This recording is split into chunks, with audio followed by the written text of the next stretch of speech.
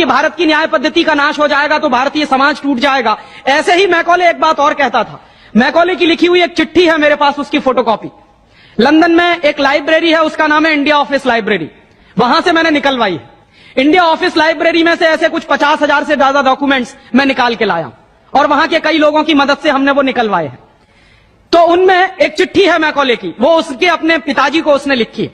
जब वो यहां ऑफिसर बन के आया है तो मैकॉले क्या लिख रहा है कि भारतीय समाज को अगर बर्बाद करना है तो भारतीय न्याय पद्धति बर्बाद करो। तो वो करने के लिए उसने आईपीसी बना दिया, सीआरपीसी बना दिया, सीपीसी बना दिया और बर्बाद हुई।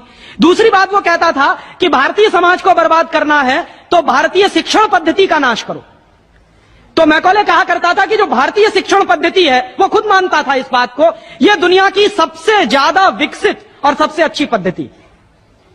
क्या होता था, यहां गुरुकुल चलते थे, गुरुकुलों में विद्यार्थी पढ़ते थे और विद्यार्थी 20 साल तक, 25 साल तक ब्रह्मचर्य का पालन करते हुए शिक्षा ग्रहण करते थे, संस्कार मिलते थे और वो संस्कार लेकर समाज में जाते थे। उन्हीं संस्कारों से संस्कृति बनती थी और वही संस्कृति भारतीय संस्कृति कहलाती थी। ऋषि थे, मुनि थे, बड़े बड़े ज्ञानी थे, महात्मा थे, वो गुरुकुलों को चलाया करते थे और सारे के सारे गुरुकुल जो चला करते थे उनमें वेदों का अध्ययन, पुराणों का अध्ययन, उपनिषदों का अध्ययन, जो भारतीय ज्ञान है, जो भारतीय मनीषा है, उन्हीं सब का अध्ययन संस्कृत के माध्यम से कराया जाता था। मैकॉले ने क्या किया कि गुरुकुलों का नाश अगर करना है तो उसने एक कानून बनाया। क्या कानून बनाया? संस्कृत में जितने विद्यालय इस देश में चलते थे, हिंदुस्तान में अंग्रेजों के जमाने में, उन सबको उसने इल्लीगल घोषित किया, गैर कानूनी। और उसने प्रतिबंध लगा दिया कि संस्कृत भाषा के माध्यम से कोई भी गुरुकुल चलेगा उसको अंग्रेजी सरकार मान्यता नहीं देगी। तो मान्यता किसको देगी? अंग्रेजी के माध्यम से जो कॉन्वेंट स्कूल चलेंगे उनको अंग्रेजी सरकार मान्यता देगी। और उसके लिए बाकायदा उसने कानून बनाया। उस कानून का नाम है इंडियन एजुकेशन एक्ट। और यह इंडियन एजुकेशन एक्ट लागू हुआ 1858 में, आज से लगभग 140 साल पहले। तो 140 साल पहले जो कानून लागू हुआ था अंग्रेजों के जमाने में, वही कानून आज भी चल रहा है। उस कानून के आधार पर मैकॉले ने क्या किया? संस्कृत के माध्यम से चलने वाले गुरुकुलों को बर्बाद कर दिया, कानून बना के उनको बंद करा दिया।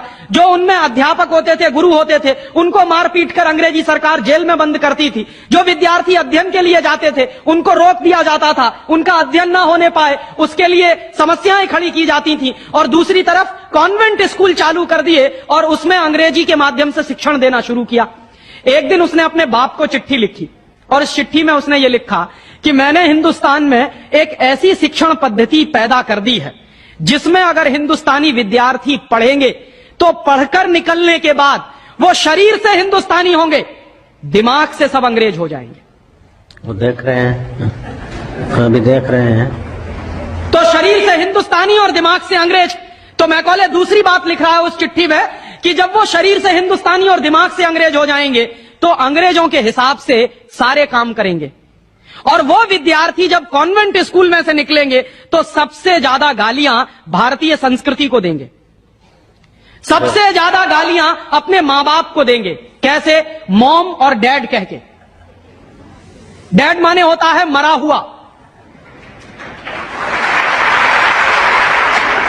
और मम्मी माने होता है शव। इजिप्ट में आप जाइए, मिस्र एक देश है, वहां पे ममीज कहा जाता है किसको? मरे हुए आदमी के शव को। तो हमारी मां हो गई मम्मी और पिताजी हो गए डैड।